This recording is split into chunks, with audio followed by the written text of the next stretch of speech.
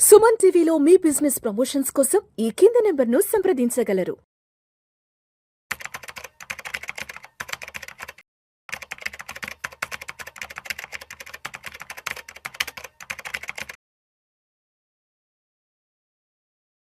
నమస్తే రవీంద్ర గారు.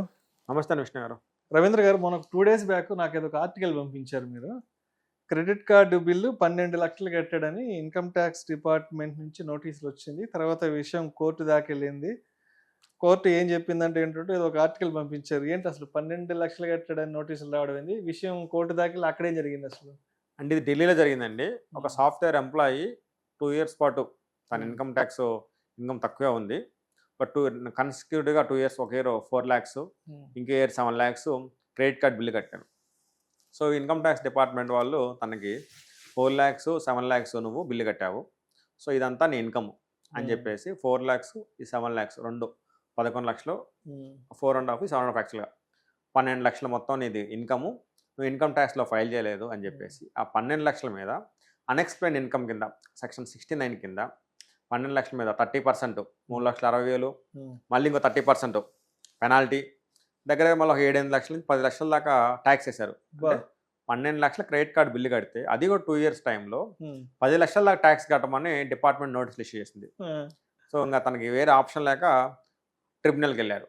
సో ట్రిబ్యునల్కి వెళ్తే తెలిసింది ఏంటంటే తన వాళ్ళ ఫ్రెండ్స్ దగ్గర నుంచి, వాళ్ళ దగ్గర నుంచి డబ్బులు కొంచెం తీసుకొని క్రెడిట్ కార్డు పర్చేజ్ చేసేసి, లైక్ టీవీలని కానీ లేకపోతే ఇవని కానీ ఎక్విప్మెంట్స్ మొత్తం కూడా తనకే కాదు, వాళ్ళ ఫ్రెండ్స్ మనోడి దగ్గర, మనోడు సాఫ్ట్వేర్ ఎంప్లాయీ కాబట్టి మనోడు క్రెడిట్ కార్డు ఇచ్చారు బ్యాంక్స్ వాళ్ళు. రైట్. ఆ క్రెడిట్ కార్డ్ నుంచి ఏంది వాళ్ళ ఫ్రెండ్, ఫ్రిడ్జ్లు, టీవీలు, వాళ్ళ ఫ్రెండ్ వాళ్ళకి ఎవరికి ఇప్పుడు ఏదో ఆఫర్లు పెడతారు, అమెజాన్ ఆఫర్లు అని ఇంకోటని, దాంట్లో ఏం చెప్తారు, ఎస్బీఐ క్రెడిట్ కార్డు అంటే నీకు ఆఫర్ అంటారు, లేదా ఐసిఐసిఐ బ్యాంక్ క్రెడిట్ కార్డు ఉందంటే నీకు 2,500 క్యాష్ బ్యాక్ వచ్చింది అంటారు, పాయింట్స్ వస్తాయి, డిస్కౌంట్ వచ్చింది అంటారు. మనోడు ఏం చేసిండు, వాళ్ళ ఫ్రెండ్కి ఏదో కావాలని చెప్పేసి మనోడు పర్చేజ్ ఐటమ్ కొనడం. సో ఫ్రెండ్ వస్తావు కాబట్టి వాళ్ళు డబ్బులు ఇచ్చారు, నిదానంగా ఇచ్చేస్తారు, వాళ్ళు ఇచ్చారు. ఆ డబ్బులతో క్రెడిట్ కార్డు బిల్లు కట్టిండు. ఇప్పుడు ఈ క్రెడిట్ కార్డు కట్టిన బిల్లు డబ్బులు నీకు ఎక్కడి నుంచి వచ్చినాయి, నువ్వు నాకు చెప్పలేదు, సో అది కూడా నీ ఇన్కమే, నువ్వు దాని మీద ట్యాక్స్ కట్టాలన్నారు. సో అప్పుడు క్లియర్గా కోర్టు డిపార్ట్మెంట్కి ముట్టికాలేసి మీరు కట్టి చెక్ చేసుకోరా, తన డబ్బులు ఎక్కడి నుంచి వచ్చాయి, సో క్రెడిట్ కార్డు బిల్లు కడితే తన ఇన్కమ్ అయిపోయిద్దా, తన శాలరీ ఎంత, ఆ బ్యాంక్ అకౌంట్లో ఎంత పడాయి, వేరే వాళ్ళ దగ్గర తీసుకోవచ్చు కదా, అప్పులా తీసుకోవచ్చు కదా, ఎనీథింగ్ పాసిబుల్ కదా, లేదా అంత ట్రాన్సాక్షన్ తను చేయలేడు కదా, చేయలేదు. 12 లక్షలు 2 ఇయర్స్లో అంటే అది చిన్న అమౌంటే కదా, అది భారీ అమౌంట్ ఏం కాదు కదా, నెక్స్ట్ అది ఈఎంఐలో పెట్టి కట్టుకుంటా ఉండొచ్చు కదా. సో అని చెప్పేసి ఇది చేసింది. చెప్తే సో డిపార్ట్మెంట్కి అగనెస్ట్గా ఆర్డర్ ఇష్యూ చేసింది, కేసు కూడా కొట్టేసింది. బట్ మనం తెలుసుకోవాల్సిన విషయం ఏంటంటే ఈ ప్రాసెస్ అంతా తలకానే ప్రాసెస్.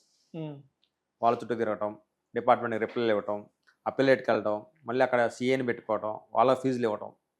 సో సాఫ్ట్వేర్ ఎంప్లాయీ మళ్ళీ ఆఫీస్ మానేసి వీటి చుట్టూ తిరగాలి, కోర్టుల చుట్టూ తిరగాలి, లాయర్ని పట్టుకోవడం కానీ, సీఏని పట్టుకోవడం కానీ చూసి. సో ఇవన్నీ కూడా మనం కొంచెం అవాయిడ్ చేయాలి. ఇప్పుడు ఎలా ఉందంటే మీరు ఏ క్రెడిట్ కార్డు పేమెంట్లు చేసినా కానీ ఈ క్రెడిట్ కార్డు కంపెనీలు ఐసిఐసిఐ కానీ ఎస్బీఐ కానీ ఇవన్నీ ఏం చేస్తారంటే ఆ డేటా మొత్తాన్ని ఇన్కమ్ ట్యాక్స్ డిపార్ట్మెంట్కి ఇస్తుంది, ఎస్ఎఫ్టీ అంటారు.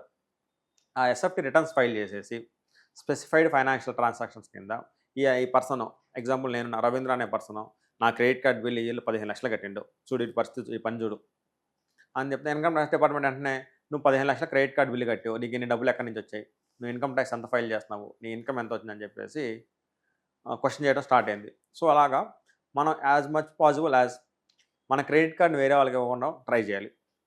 ఇంకా తప్పదు అన్నప్పుడు ఇవ్వడం తప్పితే వేరే వాళ్ళకి మన క్రెడిట్ కార్డు ఇవ్వకుండా చేయాలి. మీరు చెప్తున్న నాకు ఒక సంఘటన గుర్తు వస్తుంది. రీసెంట్గా మా ఊరు వెళ్ళాను, ఫ్రెండ్ పెళ్ళి అంటే వెళ్ళాను. సరే ఇంట్లో అన్ని ఎలక్ట్రానిక్ అన్ని గ్యాడ్జెట్స్, ఎలక్ట్రానిక్స్ అన్ని హోమ్ అప్లయన్సెస్ ఉంటాయి కదా, అవును, అన్నీ కొన్నాడు. 2 బెడ్రూమ్లో 2 ఏసీలు పెట్టించాడు. పెళ్ళి రాబోతుంది కదని హాల్లో పెద్ద రెఫ్రిజిరేటర్ అన్నీ ఉండి, ఏందిరా గట్టిగానే ఖర్చు పెట్టు, ఏంది ఎలా కొన్నావు ఏంటంటే మా ఫ్రెండ్స్ దగ్గర క్రెడిట్ కార్డులు తీసుకొని కొనేసాను, తర్వాత నేను నిదానంగా పే చేసుకుంటా అన్నాడు. అంతే. బట్ అది ఓవర్ పీరియడ్ ఆఫ్ టైం తర్వాత అది ఎవరికి రిఫ్లెక్ట్ అవుతుంది అనేది ఇప్పుడు మీరు చెప్తుంటే అర్థమవుతుంది. వాళ్ళ ఫ్రెండ్స్ క్రెడిట్ కార్డు పేమెంట్ చేసింది కాబట్టి వాళ్ళ ఫ్రెండ్స్కి నోటీసులు వస్తాయి, నువ్వు ఇన్ని ఎందుకు కొన్నావు, ఇక్కడ డబ్బులు ఎక్కడి నుంచి వచ్చాయి అని.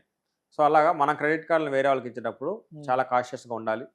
ఆ క్రెడిట్ కార్డులు పేమెంట్ వాళ్ళ దగ్గర నుంచి వచ్చినప్పుడు వాళ్ళ దగ్గర కన్ఫర్మేషన్ తీసుకుంటే బెస్ట్.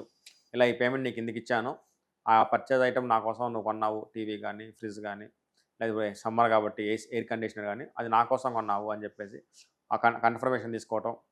నెక్స్ట్ మన సేవింగ్స్లోంచి ఏమైతే మనం ఖర్చు పెడితే మన ఇంటి కోసం అవన్నీ ప్రాపర్ రికార్డ్స్ మెయింటైన్ చేసుకోవాలి.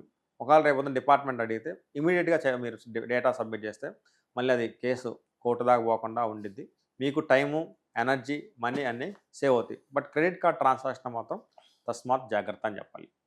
చాలా మంది ఫ్రెండ్స్ క్రెడిట్ కార్డ్ మీద ఐఫోన్లు కూడా కొంటారు ఈ మధ్య. అవును. మా ఫ్రెండ్ క్రెడిట్ కార్డ్ మీద కొన్నాను, నెలకు ఒక 5,000 6,000 ఈఎంఐ కట్టేస్తున్నాను, 1.5 year పెట్టుకున్నాను అయిపోతుందని చెప్తుంటారు. సో మొత్తానికి ఫ్రెండ్స్ దగ్గర అంటే ఫ్రెండ్స్కి క్రెడిట్ కార్డులు ఇచ్చి ఈ విధంగా ఫ్రెండ్స్ క్రెడిట్ కార్డులు ఇస్తే ఇచ్చిన డబ్బులు వస్తాయనేది ఒక పాయింట్. వాడు ఇవ్వకపోతే మనం కట్టుకోవాలి, వాడు ఇవ్వకపోతే మనమే కట్టాలి. వాడు ఒకవేళ ఇచ్చినా కానీ డిపార్ట్మెంట్ నోటీసులు వస్తాయి, వదులుతారో లేదనేది సెకండ్ పాయింట్. మొత్తానికి ఫ్రెండ్స్కి క్రెడిట్ కార్డులు ఇచ్చి సహాయం చేసే వాళ్ళకి ఇది ఒక మంచి కేస్ స్టడీ అని చెప్పుకోవచ్చు. మంచి కేస్ స్టడీ, మనం జాగ్రత్తగా ఉండాలి.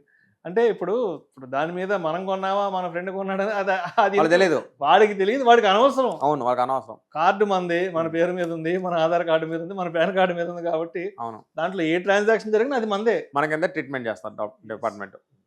Right sir. Thank you sir. Thank you so much Ravindra గారు. Thank you.